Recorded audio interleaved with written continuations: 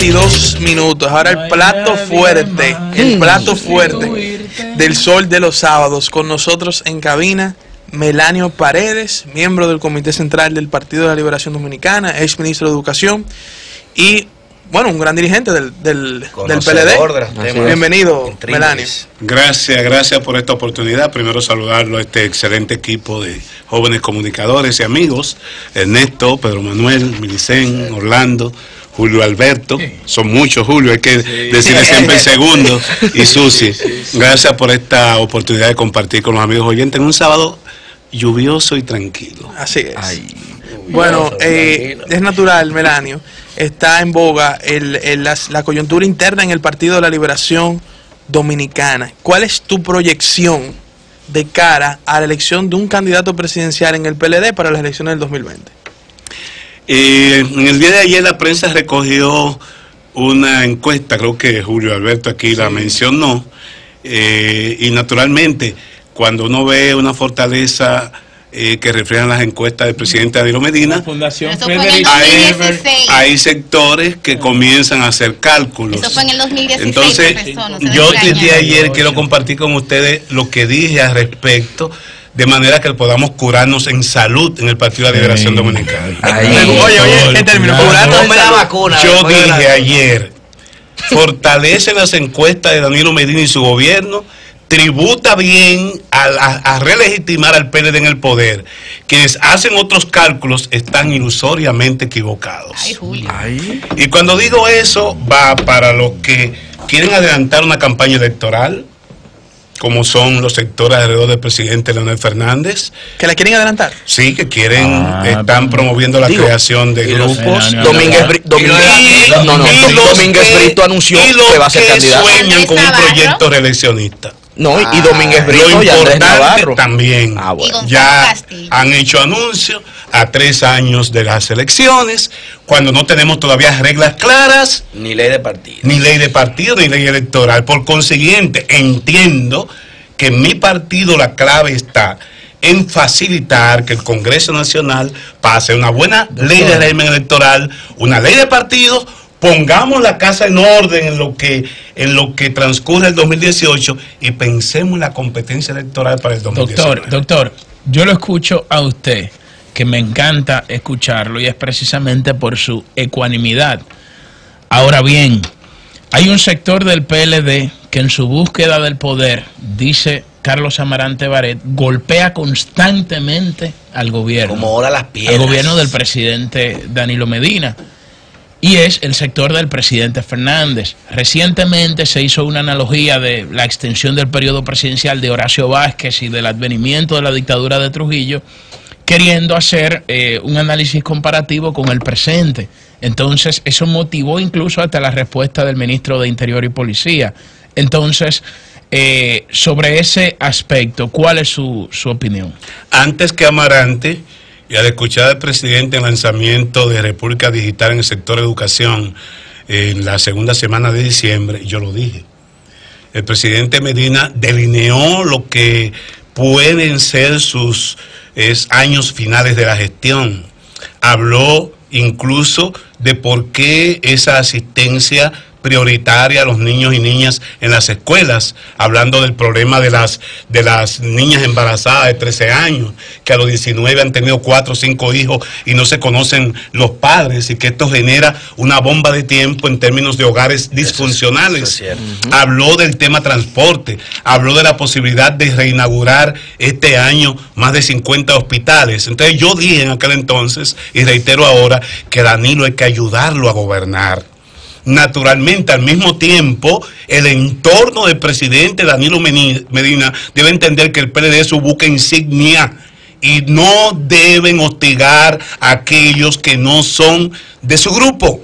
Y por consiguiente, a esas bases PLDistas, muchas de las cuales son hostigadas por subalternos que no entienden la forma y el estilo de gobernar de Danilo Medina, también hay que ponerle freno. De manera que al tiempo que digo que es exagerado que algunos dirigentes del partido y que pueden estar cercanos al presidente Fernández hagan ataques desaforados, también es importante pararle la mano a aquellos funcionarios que hostigan a las bases del partido. uno no ve al presidente Fernández, independientemente de sus aspiraciones y las evidentes contradicciones con el presidente Medina, uno no lo ve haciendo ataques desaforados al gobierno. No podemos ponerle peros y fallas al camello porque luego no podremos venderlo. Ay. Por eso dije en el tweet de ayer que es bueno que el presidente Medina tenga esa fortaleza en términos del favor popular, que es bueno que haga un buen gobierno, porque es la única forma que tiene el PLD de relegitimarse en el poder en el 2020. Profesor, a principios de mes usted dio unas declaraciones muy interesantes sobre que el Partido de la Liberación Dominicana debía retornar a sus principios de origen. Habló de que el PLD no solamente había superado la ausencia de Bosch, sino también que va a poder superar la de Leonel Fernández y la de Danilo Medina. Y habló también de que debe retornar el PLD a la legalidad, reunirse sus organismos y demás. Yo quisiera que nos ampliara sobre la necesidad del partido de que se vuelva a entender de manera públicamente que ser PLDista es ser un soldado consciente, valiente y disciplinado. Algunos que sostienen un poema de Pablo Neruda, sí, como Julio Alberto, creen que estamos soñando, y no es un sueño. El mundo ha cambiado, evidentemente que hay nuevos actores, nuevas formas de comunicación, ustedes la practican aquí a diario, y naturalmente el PLD debe hacer ajustes. Anthony Gutiérrez escribió un artículo en el 2011, es posible una nueva organización de partido. Aquel partido, el partido de nuevo tipo leninista quedó atrás. El partido del verticalismo y del centralismo democrático quedó atrás. La forma de comunicación hoy hablan de la necesidad de la comunicación horizontal. Habla de, más que el partido de sólidas estructuras, el partido en redes. Ahora, eso no es óbice para que entendamos que hay unos principios y valores inmanentes. Lo ético como práctica de vida, la vida pública y privada, sigue teniendo vigencia. La vocación de servicio desde las posiciones públicas y en cualquier instancia en que se desarrollan relaciones humanas sigue siendo un principio inmanente. La asunción, la búsqueda del bien común por encima de los proyectos individuales y particulares, que es lo que ha afectado la política desde el nacimiento de la República, los proyectos individuales, no los proyectos de nación. Somos una masa de individualidades, no hay una visión, una vocación de constituirnos en una sociedad con valores y con objetivos comunes. Eso sigue siendo un valor y un principio inmanente. Y esos tres principios que yo he enumerado aquí son los que recogen la vida y la obra de Juan Bosch en términos de su vida pública y su vida privada. Eso está vigente y eso el partido tiene que reencontrarse con ello porque se ha perdido en el tiempo. Hemos ganado en términos de victorias electorales, pero se ha perdido esa identidad. No es posible que tengamos a un Partido de la Liberación Dominicana con posiciones anodinas, que se va a discutir el Código Penal con 3 causales que envía el presidente de la República bien fundamentadas. Entonces, el Senado vota de una manera, la Cámara de Diputados vota de otra manera, y al final nos quedamos con un Código Penal decimonónico de 2 siglos atrás, que no incluye el cúmulo de penas. Con lo de la joven de San Francisco, se llamaba la joven Emily. Y con el caso ahora del metálico, se ve claramente la necesidad de que es necesario un código penal que establezca la figura del sicariato, el cúmulo de penas y demás. Lamentablemente, por una posición irresponsable de nuestro partido, no tenemos código penal actualizado. Y es a eso a que yo me refiero. Tenemos que reencontrarnos y no hay manera de que el PLD pueda relegitimarse en el poder si no asumimos ese reencuentro, porque lo otro sí no tiene futuro. El pragmatismo burdo, la actitud de proyectos individuales, eso no va a ningún lado. ¿Por qué? Porque en 50 años de la democracia electoral hemos visto lo que han pasado con los partidos que han hegemonizado en esos años. Y si el PLD no se da cuenta de eso y tiende la alfombra para que tengamos una buena ley electoral, una buena ley de partido, un régimen que fortalezca el régimen de partido, colapsaremos y nos iremos por el mismo sumidero en que se han ido otros. Profesor, ciertamente los últimos episodios y declaraciones de ministros y dirigentes del PLD están dando las señales de que el PLD ha cambiado. Un partido partido que anteriormente era conocido por lavar su ropa adentro, ya va a los medios de comunicación a dirimir sus conflictos internos. En ese sentido, me gustaría saber, a su entender, ¿cuál es el principal error que está cometiendo el PLD ahora mismo? Y en segundo lugar, si usted cree que de verdad el presidente Danilo Medina aspiraría a una reelección presidencial. Le hago la pregunta a usted, que es un conocedor de la intríngulis PLDista, pero también de la psiquis y de la cultura como tal. Susi me decía en su pregunta que porque yo planteaba que el PLD debe retomar su propia legalidad. Ustedes estaban muy jóvenes, pero en la década, a principios de la década de los 70, cuando se mataban a jóvenes izquierdistas en las calles, en el gobierno de Balaguer, había una situación que se decía era producto de una política de contrainsurgencia para que no se repitiera los escenarios de la Guerra de Abril. Bosch regresó al país y primero en el PRD y luego en el PLD planteó la política de la vuelta, de someter a Balaguer a su propia legalidad. Yo pienso que el Partido de la Liberación Dominicana tiene que retomar su propia institucionalidad. El partido fue reconocido porque se reunía con precisión de reloj suizo, sus reuniones de sus órganos dirigenciales, el comité político, el comité central, los comités los comités intermedios, y eso se ha perdido en el tiempo. El único organismo que uno conocía que se reunía de manera periódica era el comité político, y ahora tuvimos 4 meses sin reunirse ese comité político. ¿Y el comité central hace cuánto que no se reúne? Bueno, nosotros 600 cuántos nos juramentamos el 26 de enero del 2014, después del 8º Congreso, y hemos tenido en ese interregno 3 reuniones. Como una reunión para elegir al comité político, una reunión para proclamar candidato al presidente Medina, y de soslayo metieron el pacto de los 35 de reelección por elección. Reelección por reelección. El Congreso debe reunirse a finales de este año y juramentarnos el 26 de enero de 2014. Falta una pregunta. De no hacerlo, ya tenemos algún grado de ilegitimidad. De no hacerlo, seríamos, además de ilegítimos, ilegales. Falta la segunda pregunta, que ella preguntaba que si Danilo... Que si el hombre va o no va. Si es Danilo el único que garantiza la permanencia del PLD. La Constitución lo prohíbe, ¿no? De eso que se llama Constitución. Y cuando comenzaron los dimes y diretes de miembros del comité político, yo siempre mantuve un optimismo. Decía que en aquel entonces que era un optimista mal informado. Después que yo escuché a Danilo Medina en aquella intervención en ocasión del lanzamiento de República Digital en Educación, y he visto su comportamiento en las últimas semanas, hoy yo soy un optimista bien informado. Y puedo asegurarle que lo adecuado es que dejemos a Danilo gobernar, y que los acontecimientos, se lo dijo a los verdes, déjenme trabajar. Hasta el 2020, lo que establece la Constitución de la República. Pero ya el presidente cambió la Constitución una vez, Melanio, por eso es que, como dice Ernesto, el presidente, el Congreso de la República. Como dice Ernesto, está prohibida constitucionalmente la reelección, pero si ya el danilismo lo hizo una vez, la pregunta es, ¿sería capaz de hacerlo otra vez? Yo no lo creo. Pero los presidentes no modifican la Constitución, la Constitución la modifica el Congreso Nacional. Yo no lo creo. Bueno, hay que reformarla ya, porque adelante, Pedro. A través de la Constitución Constitucional se puede. Pedro, como es una frase que tú citaste una vez, de que fool me once. Ay, miren, tonto. Vaya con su pregunta.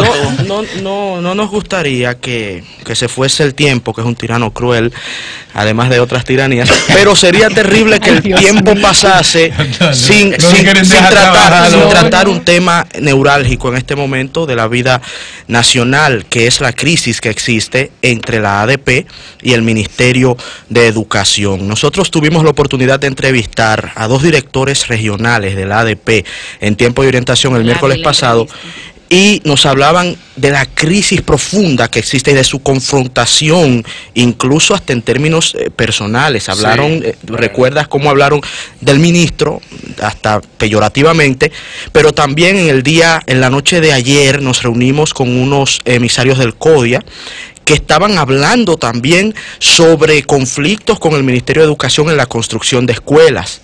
Y cuando vemos, y ya viéndolo un poco más político el asunto, nos damos cuenta que quienes están principalmente protagonizando el conflicto son el ministro de Educación, Andrés Navarro, PLDista, y danilista, vamos a decirlo así, ¿no?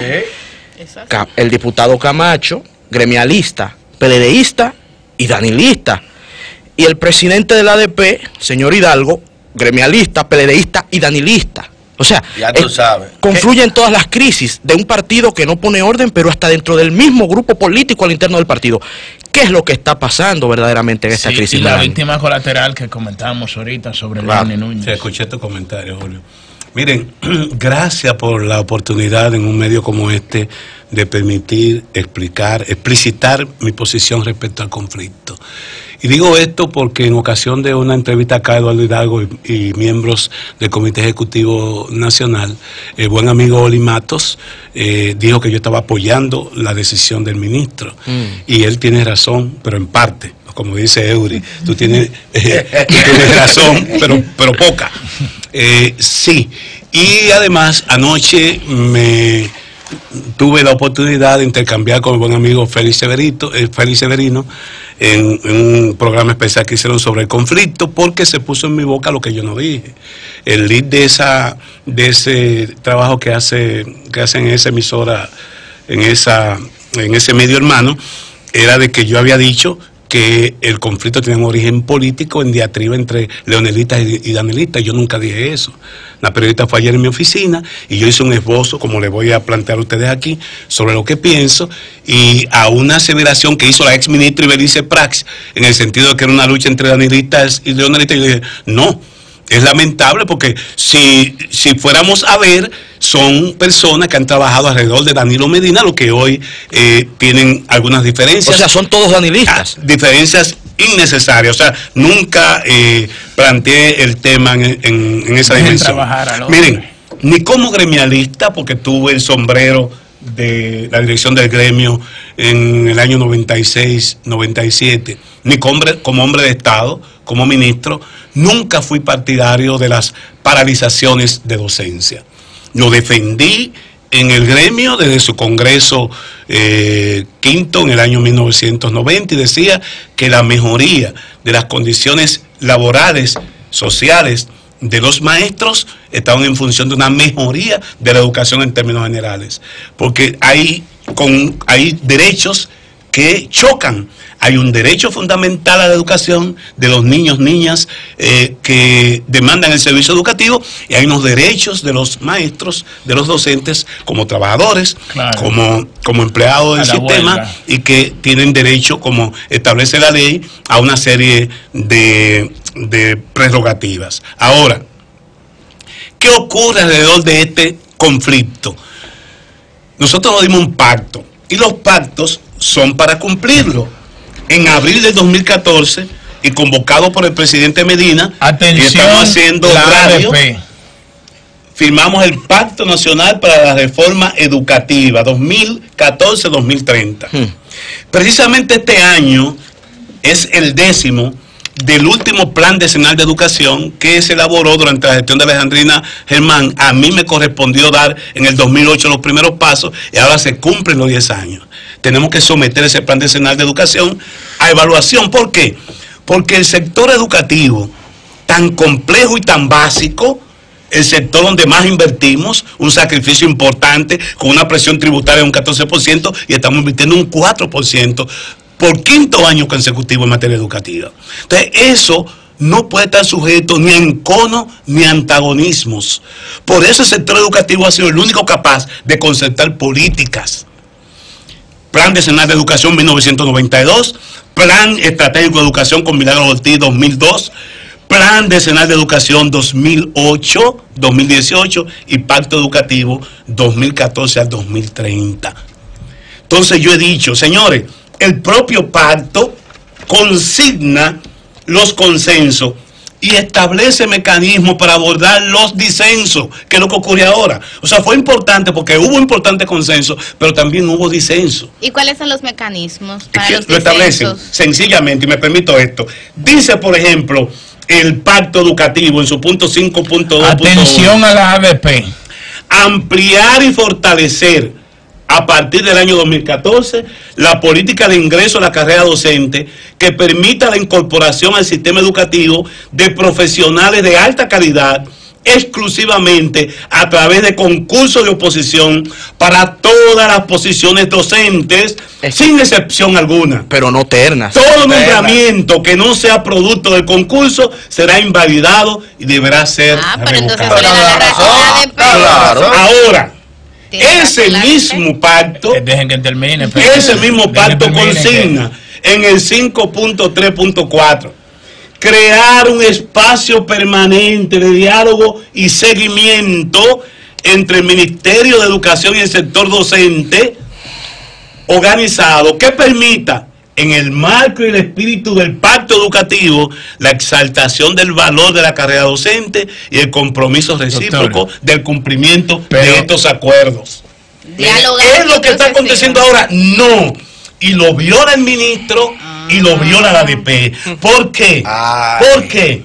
Porque si bien es cierto que todos estamos de acuerdo con el concurso de oposición, ninguna ley, y mucho menos una ordenanza, que una disposición administrativa, es retroactiva. Y resulta, para que lo entienda, porque lo dije, llamé a Julio Martínez Pozo y se lo leí por teléfono, pero parece que no se ha entendido, vine al programa incluso.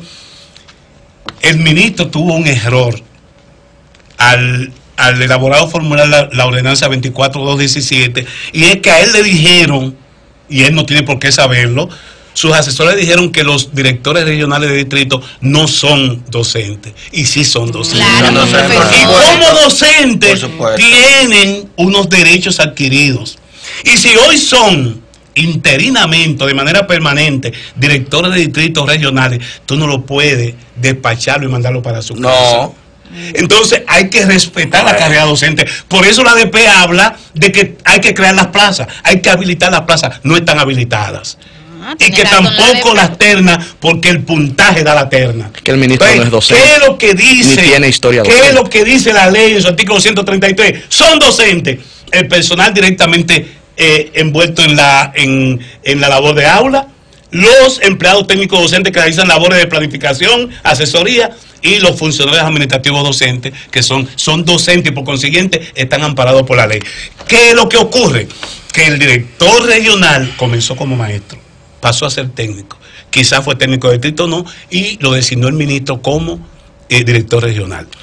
Yo lo hice en mi momento, y cuando yo designaba a un director regional, escuchaba a los sectores. Escuchaba al sector político porque están ahí haciendo el trabajo para ellos, escuchaba también a la sociedad de padres y mi conciencia. En la regional Santo Domingo, a la que se le imputa que está la esposa de Eduardo, que yo la conozco, es una profesional y fue directora de distrito en mi gestión y ha ido escalando.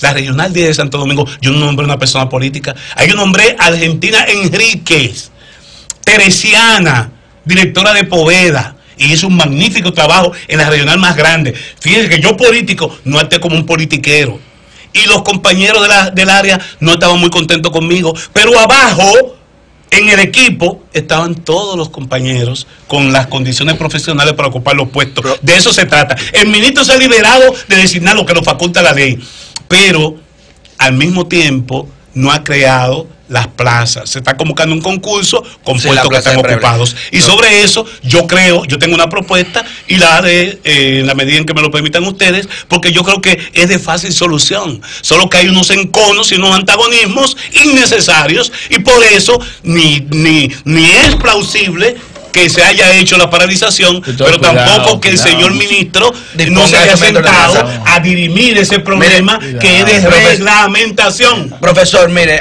usted hablaba al inicio de que no se puede hablar de aspiraciones a destiempo porque no tenemos reglas claras. Entonces, sabemos aquí todos que esas reglas claras, ley de partido y ley electoral, el que tiene mayoría en el Congreso, el que ha podido dirimir, ese organismo que primero hizo una propuesta para conocer a los juristas internacionales que conocieran la procedencia o no de las famosas primarias abiertas, luego no se pusieron de acuerdo en la cantidad, en los designados, hasta el día de hoy en que ya se ha decidido darle libertad congresional a los legisladores de manera deliberada para que decidan sobre este aspecto. Me pregunto, profesor, en este país, que somos un país electorero porque vivimos en constantes elecciones, en este país que estamos a 2 años ya de elecciones presidenciales, unas elecciones que van a ser de categoría referencial, ¿qué estamos esperando o qué mensaje entiende usted que ha dado el comité político al no ponerse de acuerdo y dejar esto en manos de los legisladores, que todos sabemos cómo operan?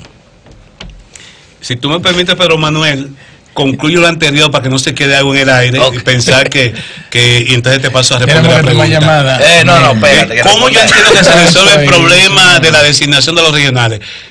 El ministerio está envuelto ahora en un proceso de evaluación de desempeño docente, magnífico. Una buena medida del ministro que yo he respaldado.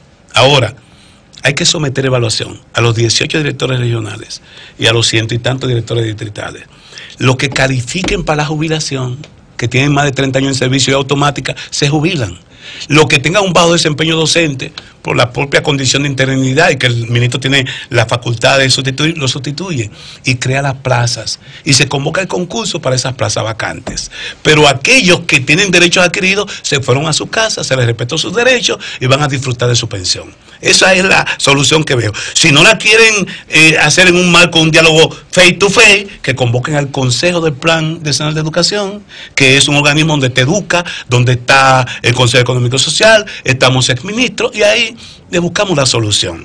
También en la comisión de concurso, que tiene que establecerse, si está Educa, los empresarios, si está el Consejo Económico y Social, si está la UNAP, el Ministerio de Administración del Personal, tienen que estar los gremios, porque eso cumple con el principio de transparencia y de participación. Que esté la ADP y que tan sencillo como eso. Y paso a responder. Vamos ahora. Las primarias abiertas. ¿Y por qué se dejó? ¿Por qué el comité político no se puso de acuerdo? Sí. Y al menos 2 años se ha dejado esto en manos de legisladores, que todos saben que ahí se va a medir fuerza. Profesor, vamos a que responda esa pregunta brevemente para tomar algunas llamadas. Perfecto. Antes de concluir. La interacción siempre es positiva y buena. Consenso. Mira, yo dije también, pero Manuel, como dije anterior, con la condición de optimista o pesimista. Sí, yo dije, con la decisión del comité político, tardía, pero muy tardía. Pero la menos dañina.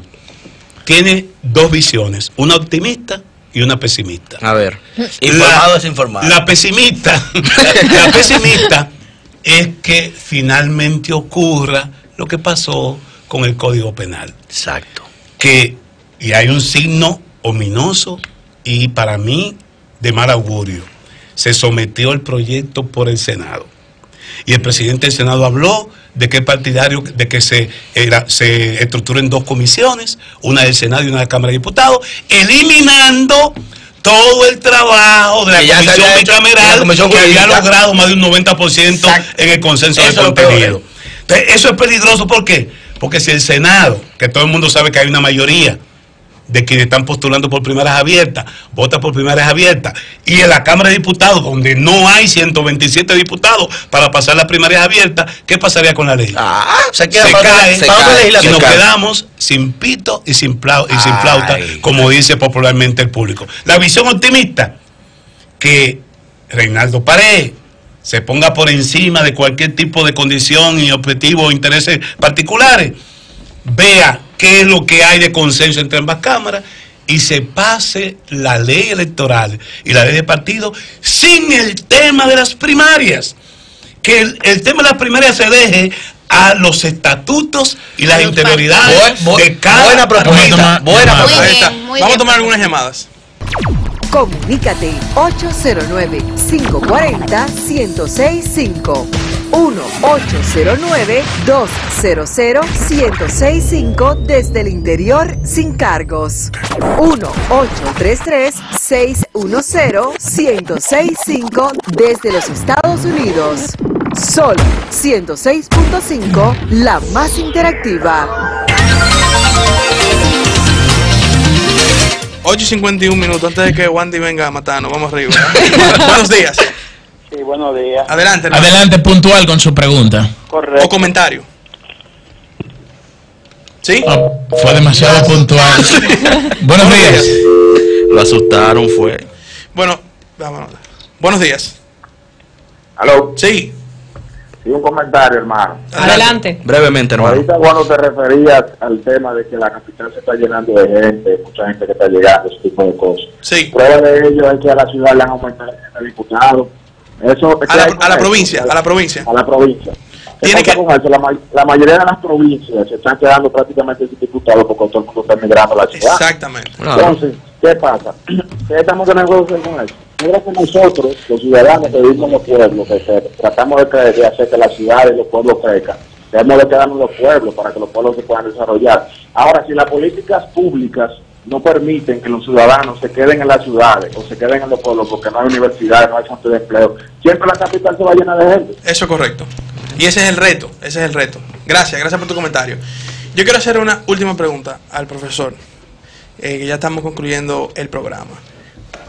Eury Cabral escribió un artículo. No sé si los errores de ¿Usted lo leyó? No lo he visto. Los errores Eury Cabral dice en ese artículo. Él no se quedaba sin eso. Dice en ese artículo, no tengo que hacer una pregunta. Dice en ese artículo que él entiende que, porque usted ha usado un término que me gusta mucho, es que es la palabra relegitimar. Relegitimar. Entonces, en base a la sí, pero es un concepto diferente, porque en base a relegitimar, tú estás hablando que quien sea que vaya a ser candidato, o sea, el PLD como marca, vamos a decirlo así, va a ir a unas elecciones en base a lo que ha hecho como partido y como gobierno. Ahora, Eury Cabral plantea que él cree que lo más idóneo sería que Leonel y Danilo se pongan de acuerdo para llevar un candidato en común que no sea ni uno ni el otro. Ni tú ni ¿Esa yo. fórmula es posible de cara al 2020? Báez o Santana, Lilicita o antelilicita, bolos o colúos, Jacob o Peña. Esa fatídica dicotomía personalizada en la política es lo que ha hundido al país y no ha permitido que el proyecto liberal efectivamente tome cuerpo. Horacistas de y ninguna jimenistas. manera. Como dijo Susi, voz superó, el PLD superó al voz físico. Entonces, el PLD debe existir como proyecto y como legado de voz, más allá de Leonel Fernández, más allá de Danilo Medina, de Melanio Paredes y de todo. Doctor, una última pregunta. Pero y si Danilo... No, es lo institucional, Doctor. afirmar institucionalidad en todo. El comité político debe reunirse y si ellos no se ponen de acuerdo, ir a la soberana decisión de la base del Doctor, partido. y si Danilo es el único que garantiza la permanencia y la victoria del Partido de la Liberación Dominicana de cara al 2020. Oye, Ernesto. Horacio ¿Usted era el único que apoyaría la garantizaba reelección? en el 30. Yo lo que estimo es que lo mejor de Leonel y lo mejor de Danilo debe traducirse en el reencuentro. Doctor, está temblando. Lo mejor de los nuevos y lo mejor de los viejos. No, es que me gusta defender con pasión mi idea. Para que podamos reelegir al partido. Yo no quiero adelantarme, pero si ponemos la casa en orden y tenemos una buena gestión, a principios del 2019, y mi propuesta es que elijamos en un congreso extraordinario el candidato presidencial, el candidato vicepresidencial, al presidente del partido y al secretario general, y resuelto el balance de poder, partido, gobierno. Orlando, Orlando, hay un término que no sé si el profesor conoce, de que Trujillo del siglo XXI. Gracias al profesor Melanio Paredes por compartir con nosotros este sábado. Tenemos muchos temas pendientes también, porque realmente desglosamos. Me gusta venir aquí. Gracias. Desglosamos muy bien los temas que tratamos, pero creo que podemos profundizar el tema educación en otra entrevista. Pero gracias por arrojar luz en todas estas situaciones. Este es su espacio. Gracias a ustedes. Cambio fuera.